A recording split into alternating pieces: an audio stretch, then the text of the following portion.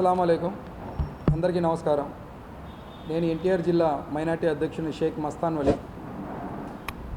ఈ వక్ఫ్ బిల్లు సవరణ గురించి, ఈ వక్ఫ్ బిల్లు, ఈ యాక్ట్ ఇది గురించి చాలా ఇదిగా గత వారం నుంచి బాగా మా ముస్లిం సోదరులు కానీ, మా మైనార్టీలు కానీ చాలా ఆందోళన చేస్తూ, ఆంధ్ర రాష్ట్రంలో కూడా చాలా మొన్న జరిగిన శుక్రవారం కూడా చాలా ధర్నాలు చేస్తూ, ఆడబిడ్డలతో పాటు చిన్నపిల్లలు కూడా రోడ్డు మీదకి వచ్చి మాకు అన్యాయం జరుగుతుంది, ఈ అన్యాయాన్ని ఆపమని ఇంత ఇదిగా మేము కోరుకుంటున్నా.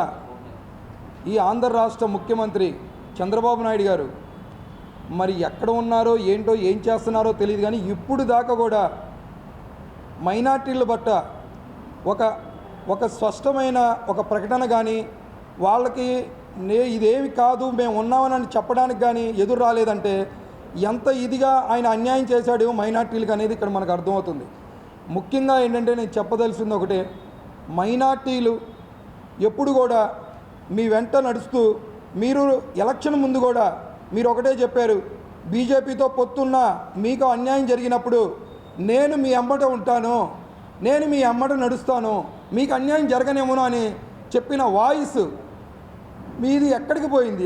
ఆ గొంతు ఈరోజు ఇంత అన్యాయం చేసి మాకు రాబోయే తరానికి, రాబోయే మా పిల్లలకు కానీ, మా భవిష్యత్తుకు కానీ ఇంత హానికరం జరిగే ఈ వక్ఫ్ బిల్ని మీరెందుకు మద్దతు ఇచ్చారు? అరే మీకు కొద్దిగా కూడా మీకు ఎప్పటి నుంచో ఒకటే వెన్నుపోటుదారులని మీకు పేరుంది. మీ మామని ఎలా వెన్నుపోటు పొడిచారో ఇక్కడ మైనార్టీలను కూడా అదే చేయబోతున్నారు, మీరు చేశారు. అరే మొన్నటికి మొన్న ఏ+లో మీరు రంజాన్ వెళ్ళి 2 రోజులు అవలా, ఒక వారం అవ్వలేదు రంజాన్ వెళ్ళి, ఇఫ్తార్ విందుకు వచ్చి మీరు మాతో పాటు కూర్చొని మైనార్టీలతో నేను మీకు అండగా ఉంటానని చెప్పి ఈ రోజున ఇంత అన్యాయానికి మీరు పాల్పడ్డారంటే ఎంత అసలు దానికి హాస్యపదం అంటే, ఇక వాస్తవానికి మీ మనసులో ఉన్నది ఎవరినైనా మోసం చేయడం అనేది ఇప్పుడు దాకైతే నిర్ధారణమైంది. నేను ఒకటే చెప్తున్నా, మైనార్టీలని మీరు అన్యాయం చేసి మీరేం సంతోషంగా ఉండరు. మాకు రాబోయే తరానికి మాకు వక్ఫ్ బిల్లు ఏంటంటే మా మదరసాలకు కానీ, మా కబరస్థానికి కానీ, మా మసీదులకు కానీ, ఏదైనా కానీ దర్గాలకు కానీ అండగా ఉండే ఈ వక్ఫ్ బిల్ని మీరు దీంట్లోకి వేరే కమిటీని తీసుకొస్తానని బీజేపీ చెప్పినప్పుడు, ఇప్పుడు వేరే మతస్థులు వేరే మతాల్లోకి ముస్లిం కమిటీని తీసుకోవాలని ఎలా ఉంటారో, మా కమిటీలో వేరే మనుషులు తీసుకొని మా భూములు లాక్కోవడానికి మీకు హక్కు ఎవరిచ్చారు? వక్ఫ్ భూమి అంటే ఏంటి? అల్లాకి దానం చేసేది, అల్లాకి ఇచ్చింది. అది అల్లాకి ఇచ్చింది మీరు ఎలాగ రిటర్న్ తీసుకోవడానికి మేమే తీసుకోం. ₹1 ఎక్కడైనా దానం చేస్తే దాన్ని ఆశపడం, అలాంటిది ఇచ్చేయరు. అలాంటి బిల్లుకి మీరు ఎలాగ దానికి సపోర్ట్ చేస్తారు? అరే పక్క రాష్ట్రంలో దానికి సపోర్ట్ చేసినందుకు ముస్లింలు 17 మంది రాజీనామా చేశారు, ఎమ్మెల్యేలు. అలాగా మీరు ఆంధ్ర రాష్ట్రంలో ముస్లింలు మీకు మైనార్టీలు ఇప్పుడు బీజేపీతో కలిసి ఉన్నారు, ఈ టీడీపీ అని మీకు కనబడట్లేదా? ఈ వారం 10 రోజుల నుంచి మీరు రాజీనామాలు చేయలేరా? పార్టీ విడిచి రాలేరా? అరే ఒక వ్యక్తి ఏదో బయటకు వచ్చాడు పార్టీ నుంచి, చంద్రబాబు అనే వ్యక్తి పక్కా మోసగాడు, మైనార్టీల్ని చాలా దారుణంగా మోసం చేశాడని ఈరోజు నేను నొక్కాయించి చెప్తున్నా. ఒకటే నేను కోరుకునేది, చాలా బాధేస్తుంటుంది మీరు ఏసీ రూముల్లో కూర్చొని ఏదో మీ కుటుంబ లభ్యాన్ని కోసం, మీ రాజకీయ లబ్ధి కోసం మీరు ఏదో బీజేపీతో పొత్తు పెట్టుకొని వెళ్తున్నారనుకున్నాం, కానీ మైనార్టీలు గొంతు తడిగుట్టుతో కోసేస్తారని అయితే మేము అనుకోలేదు. అరే మాకు గతం నుంచి కూడా రాజశేఖర రెడ్డి గారు మాకు దానికి 4% రిజర్వేషన్ ఇవ్వటం కానీ, మమ్మల్ని ఏదన్నా మైనార్టీలకి అండగా ఉండటం కానీ, దాని తర్వాత జగన్మోహన్ రెడ్డి గారు మాకు అండగా ఉండటం కానీ ఇలాంటివి చేశారు. మీకు ఎందుకని మైనార్టీలు అంటే కన్ను కొట్టబడుతుంది? ఎందుకని? మైనార్టీలు ఏం చేశారు మీకు? మైనార్టీల పట్ల ఎందుకని మీకు అంత ద్వేషం? మళ్ళీ వాళ్ళ కళ్ళబొల్లి మాటలు చెప్తారు, అబద్ధాలు చెప్తారు వచ్చి. అరే మొన్న రంజాన్లో మీరు వచ్చినప్పుడు కూడా మాకు ఒకే భయం, చంద్రబాబు అంటే ఎప్పుడు వెన్నుపోటు పొడుస్తాడో తెలియదనేది. అది ఖచ్చితంగా నిరూపించారు మీరు. మీ ఈ కుటుంబ సభ్యులు వెన్నుపోటు అంటే అది వేరు, ఇది రాష్ట్రానికి, మైనార్టీలకి, ఈ రాష్ట్ర ముస్లింలందరికీ మీరు వెన్నుపోటు పొడిచారని నేను గట్టిగా చెప్తున్నా. చంద్రబాబు గారు ఒక్కసారి మీరు ఆలోచించండి. ఇప్పటికి ఇంకా మీరు ఆలోచించి ఇది ఏంటి, నేను చేసింది తప్ప రైట్ అనేది మీ ఆత్మసాక్షికి మీరు క్వశ్చన్ చేసుకోండి. మీతో పాటు ఇంకో వ్యక్తి పవన్ కళ్యాణ్ గారు, అరే మీటింగుల్లో రాజకీయ మీటింగులు లేదు ఆయనకి, సినిమా మీటింగుల్లో ఎక్కడికి వెళ్ళినా కానీ మైనార్టీలు నాకు అండ, మైనార్టీల పట్ల నేను చాలా క్లియర్గా ఉన్నా, మీరు బీజేపీతో ఉన్నందుకు మీరు భయపడొద్దు, ఇలాంటి మాటలు చెప్పిన పవన్ కళ్యాణ్ ఈరోజు కనపడట్లేదు. ఎక్కడికి వెళ్ళిపోయాడు? ఏ షూటింగ్ల నుంచి మీకు తీరిక లేదా, లేదా హెలికాప్టర్లు ఎక్కి దిగడానికి మీకు తీరికలు లేవా?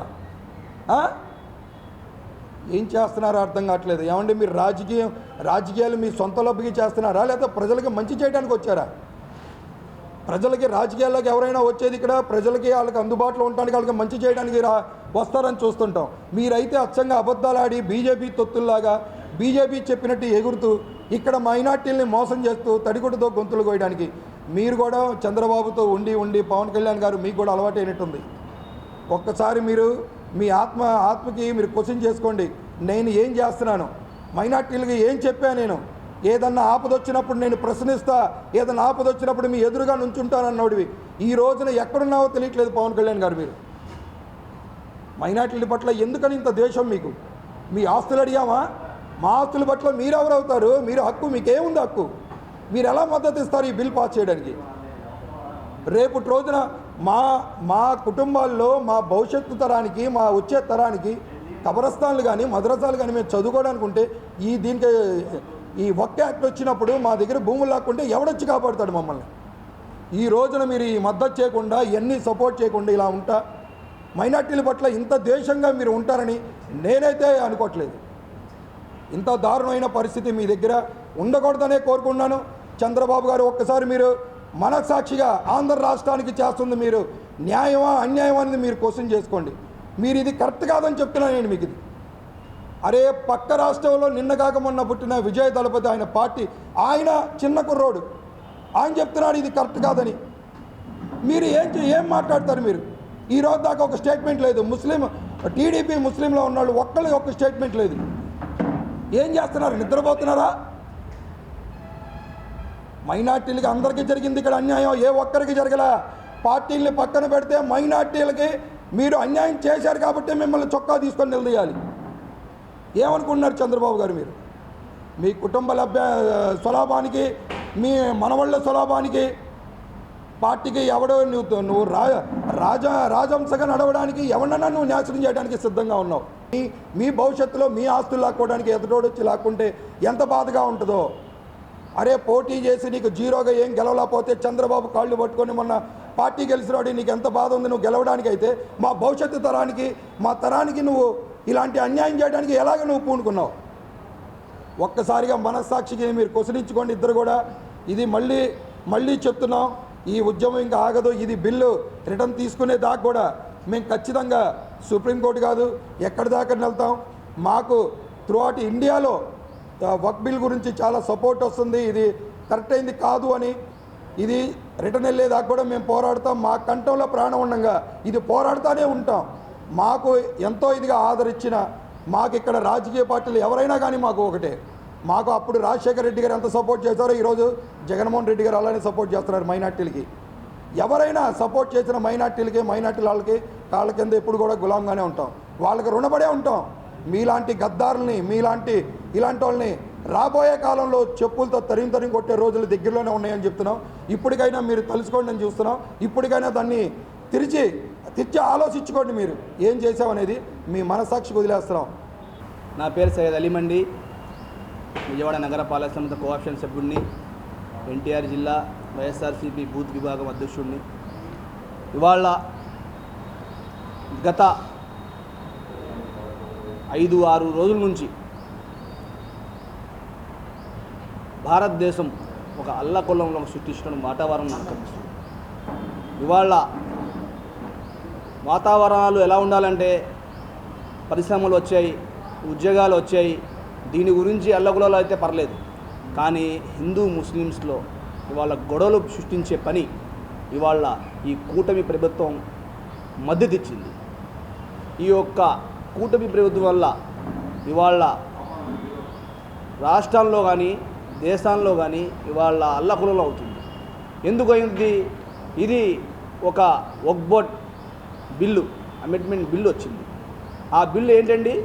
దేని గురించి? అది చిన్నోళ్ళ గురించి కాదు, అది పెద్ద వాళ్ళ గురించి. ఏదైతే వక్ఫ్ భూములు దాదాపుగా 9 లక్షల పైన ఎకరాలు కానివ్వండి, 9 లక్షల పైన ఆస్తులు కానివ్వండి, అది ఇవాళ దేశంలోనే 4వ స్థానంలో ఉన్నది మా ఆస్తి. రైల్వే, రెవెన్యూ, తర్వాత ఉన్నది వక్బోర్డ్ భూములే. ఆ వక్బోర్డ్ భూముల మీద కన్ను పడింది ఇవాళ కేంద్ర ప్రభుత్వం. కన్నుపడి ఇవాళ దాన్ని కబ్జాలు చేసడానికి ఇవాళ కొత్తగా ఒక బిల్లు తేవడం జరిగింది. ఈ బిల్లు ద్వారా ఒక్క ముస్లిమ్స్కి, మైనార్టీస్కి ఇవాళ ఈ బిల్లు ద్వారా చాలా అభ్యంతరాలు ఉన్నాయి. ఎందుకంటే బిల్లు వస్తుంటాయి, పోతుంటాయి, ప్రతి బిల్లు వస్తుంటాయి, పార్లమెంటు వస్తుంటాయి, పోతుంటాయి. కానీ ఈ బిల్లు వల్ల ఒక కమ్యూనిటీ ఆస్తుల్ని కబ్జా చేసే పరిణామాలు ఉన్నాయి. ఇవాళ ఆ బిల్లో చూస్తే ఆశ్చర్యపోతారు. ఇవాళ ఆ వక్బోర్డ్ బిల్లో చూస్తే మీరు ఆశ్చర్యపోతారు. ఎందుకంటే ఆ వక్బోర్డ్ బిల్లో ఏముందంటే కలెక్టర్ దగ్గర వెళ్ళి ఈ స్థలం క్లారిటీ ఇవ్వాలి.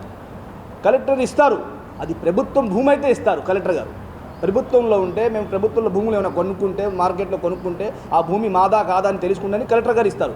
ఈ భూమి ప్రభుత్వంది కాదు, ఇది మా పూర్వులు దానాల రూపంలో ఫండింగ్ రూపంలో వందల లక్షల ఎకరాలు మా పిల్లల కోసం, మా భవిష్యత్తు కోసం, మద్రసాలకి, మసీదులకి, ఖబరస్థాన్లకి దీనికి కేటాయించిన స్థలాలు.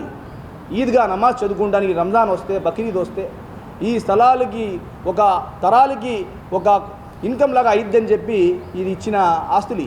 అదే గవర్నమెంట్ ఆస్తి ఉందనుకోండి, దీని గురించి మీరు బిల్లు పెట్టుకోవచ్చు, ఏమైనా చేసుకోవచ్చు. ఇది మా ఆస్తి, మా ఆస్తికి మీ హక్కు ఏంటి అని ఈ సందర్భంగా మేము నిలదీస్తున్నాం. దీనివల్ల కలెక్టర్ గారు ఏం చేస్తారండి? కలెక్టర్ గారి దగ్గర వెళ్తే ఒక ఎమ్మెల్యే, కలెక్టర్ గారు ఎవరి మాట వింటారు? ఎమ్మెల్యే గారి మాట వింటారు.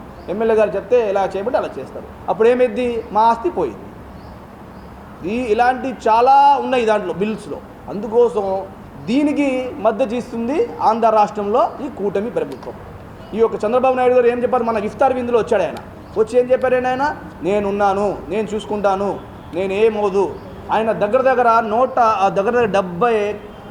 70 మైనార్టీ లీడర్తో కాన్ఫరెన్స్ కలిపారంట ఆయన. బిల్లు రేపు పొద్దున పాస్ అయ్యేటప్పుడు, రాజ్యసభలో పాస్ అయ్యేటప్పుడు కాన్ఫరెన్స్ కలిపి చెప్తే వీళ్ళందరూ చెప్తున్నారంట, సార్ ఈ బిల్లు మాకు మద్దతు వద్దు, ఈ బిల్లు మనకు వద్దు, ఈ బిల్లు వల్ల మా మైనార్టీల్లో చాలా నష్టమవుతుంది అని చెప్తుంటే కూడా అలాగే అని చెప్పేసి వీళ్ళని వంగబెట్టేసి ఆయన బిల్లుకి మద్దతు ఇచ్చేశారు.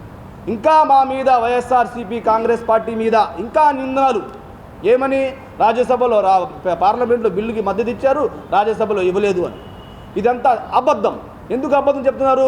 ఏదో మా మీద మచ్చేయాల్సింది. ఇవాళ వైఎస్ఆర్సీపీ పార్టీ జగన్మోహన్ రెడ్డి గారి నాయకత్వంలో ఆనాడు రాజశేఖర రెడ్డి గారు కానివ్వండి, ఇవాళ జగన్మోహన్ రెడ్డి గారు కానివ్వండి, వాళ్ళు ఎప్పుడు మైనార్టీలకి పచ్చభక్తి కాదు, ఆయన ఎప్పుడు మైనార్టీలకి ఎప్పుడు దండగా ఉండే పార్టీ అది. ఆయన మా వెనకాల మా పార్టీలా మేము భావిస్తాం. మైనార్టీలు అంటే వాళ్ళ మనసులో ఉన్నాడు. మైనార్టీలు అంటే హార్ట్ బీట్ వైఎస్ఆర్సీపీ కాంగ్రెస్ పార్టీకి. అలాంటి పార్టీలో మేము ఉన్నాం, మేము గర్వంగా ఉన్నాం. మా నాయకుడు ఒకటే చెప్పాడు, మొన్న వైఎస్ఆర్సీపీ ఇఫ్తార్ విందులో కూడా చెప్పాము మేము. ఒక లెటర్ ఇస్తే నాయకుడికి, ఈ లెటర్లు మనకు ఎందుకు, మనం చేయము, మనకు అవసరం లేదు, మనం డైరెక్ట్గా పార్లమెంట్లో మనం వ్యతిరేకిస్తున్నాం అని చెప్పాము. సుబ్బారెడ్డి గారు కానివ్వండి, ఇవాళ మిథున్ రెడ్డి గారు కానివ్వండి, మిథున్ రెడ్డి గారు కానివ్వండి, అందరూ కలిసి అక్కడ పార్లమెంట్ ఏకదట్టం మీద అపోజ్ చేయడం జరిగింది. ఇది వద్దు, మాకి ఈ బిల్లు మనకు వద్దు అని చెప్పడం జరిగింది. అయినా ఇవాళ టీడీపీ ప్రభుత్వం, ఇది వాళ్ళ జనసేన ప్రభుత్వం, వీళ్ళందరూ కలిసి కావాలని ఇంకా మద్దతు ఇస్తున్నారు. ఇంకా ఏమని? ఇది మంచి బిల్లు అని చెప్పి. మాకు న్యాయం చేస్తానికి మీరేం చూడండి, మాకు ఎవరు న్యాయం చేస్తాడు? మాకు చేసేది అల్లా న్యాయం. అది అల్లా భూములయ్యి, అల్లా మాకు చూసుకుంటాడు, అల్లా మాకు ఉన్నాడు, అల్లా మేము నడుస్తున్నాం. మీరు కావాలని దీంట్లో మీ యొక్క ఆస్తులకి కొల్లగులలం చేసేసి మా ఆస్తుల్లో లాగించుకొని ఎవరికి ఎంత కావాలంటే కుప్పలు కట్టబెట్టేసి చేస్తానికి ఈ కుట్ర చేస్తుందని సందర్భంగా తెలియజేస్తున్నాం. ఇవాళ కానివ్వండి, ఈ రానున్న కాలంలో ఉద్యమాలు కూడా నడుస్తాయి దీంట్లో. మేము మైనార్టీలు, ఇది ఎవరు టీడీపీ పార్టీలో ఉన్నోళ్ళు కాదు, వైసీపీ పార్టీలో ఉన్నోళ్ళు కాదు, బీజేపీ పార్టీలో ఉన్నోళ్ళు కాదు, అందరికీ ఒకటే, మాది ఒకే నినాదం ఉంది. ఇది దీనివల్ల మేము ఒకటే చెప్తున్నాం, ఆంధ్ర రాష్ట్రంలో చంద్రబాబు గారు చేస్తుంది మోసం, పవన్ కళ్యాణ్ చేసింది మోసం. వీళ్ళు ఏం చెప్పారు? మొన్న ఆయన ఏం చెప్పాడండి? గుంటూరు ఎంపీ క్లియర్గా చెప్పాడు. ఏమని? నేను ఉన్నాను, ఇలాంటి బిల్లుస్ ఏమైనా వస్తే నేను ఆగుతాను. ఇవాళ ఎక్కడండి ఆయన? మినిస్టర్ అయ్యాడు ఆయన, బ్రహ్మసాని గారు. ఆయన మినిస్టర్ అయ్యి కూడా ఇవాళ దరిదాపుల్లో కూడా లేడు, రాజీనామా చేస్తా అన్నాడు. ఏడి? అతను కూడా లేడు. అంటే వీళ్ళందరూ కలిసి కుమ్మకయ్యి ఇవాళ మన వక్బోర్డ్ బిల్లుకి మద్దతు ఇస్తున్నారు. ఇలాంటి దరిద్రమైన బిల్లులు ఇలాంటి మేము పండగ రోజు కూడా ఆఖరికి పండగ రోజు ఎవరైనా సంతోషంగా వెళ్ళి నమాజ్ చదువుకొని అల్లాతో దువా చేసుకుంటాం. ఆ రోజు కూడా మేము నల్ల రిబ్బన్లు కట్టి మేము నిరసనలు చేసే పరిస్థితులు తీసుకొచ్చారంటే ఇవాళ దేశం ఎటువైపు వెళ్తుందని ఈ సందర్భంగా తెలియజేస్తున్నాం. ఇవాళ మాది, రేపు క్రిస్టియన్ది, రేపు హిందూ సోదరులది, వీళ్ళన్నీ ఉన్నాయి. అందరికీ ఆస్తులు ఉన్నాయి. ఎవరి ఆస్తుల్లో ఏమండి మా ఒక్క వక్బోర్డు భూముల్లో వేరే అవుట్ సైడ్ కులమోళ్ళు, అవుట్ సైడ్ మతమోళ్ళు హిందూ సోదరులకి ఇద్దరు ఎందుకు పెట్టాలండి? మా ధర్మం గురించి బాగా తెలిసిద్ది, వాళ్ళకి ఎలా తెలిసిద్దండి? అదే ఇప్పుడు తిరుపతి స్థానం ఉంది, తిరుపతి దేవాలయం ఉంది, దాంట్లో ఇద్దరు ముస్లింలు పెడతారా? పెట్టరు. ఎందుకు పెట్టరు? ఆ తిరుపతి స్థానంలో ఎవరైతే పంతులు ఉన్నారో, ఎవరైతే పెద్దవాళ్ళు ఉన్నారో, ఏదో పండితులు ఉన్నారో వాళ్ళనే పెడతారు. అలాగే ఒక్కటి కూడా అలాంటిదే అండి. మా దాంట్లో ఇద్దరిని పెడతాం. ఇలాంటి దరిద్రమైన పనులు, అసలు అనవసరమైన పనులు, హిందూ ముస్లింలు గొడవలు పెట్టే పనులు చేస్తున్నారు. ఇలాంటి పనులు రానున్న కాలంలో ఈ బిల్లు రిటర్న్ తీసుకోలేకపోతే వైఎస్ఆర్సీపీ పార్టీ ఎప్పుడు మేము పోరాడుతూనే ఉంటాం. పోరాడేదాకా ఆ బిల్లు రిటర్న్ తీసుకునేదాకా మేము పోరాడుతూనే ఉంటాం. ముస్లిం సంఘాలతో పాటు మద్దతు ఇస్తాం. మొన్న కూడా మన ధర్నా చౌక్లో కూడా ఒక ధర్నా అయింది ముస్లిం పర్సనల్ లా బోర్డు ఆధ్వర్యంలో. రేపు మళ్ళీ ధర్నాలు ఉన్నాయి. రేపు 8వ తారీఖు ఉంది, రేపు 10వ తారీఖు ఉన్నాయి. ఈ ధర్నాలు ఉన్నాయి. అందరిలో మేము పాల్గొంటాం. మేము ఒకటే చెప్తున్నాం ముస్లిం సమాజంకి, ఇప్పుడు మీరు జాగలేకపోతే, ఇప్పుడు మీరు వెలగలేకపోతే ఇంకా ఎప్పుడు వెలగలేము. మేము దీనికోసం పోరాడి సాధించాలి. ఈ బిల్లు రిటర్న్ తీసుకునేదాకా మేము ఊరుకోవాలని ఈ సందర్భంగా నేను తెలియజేస్తాను.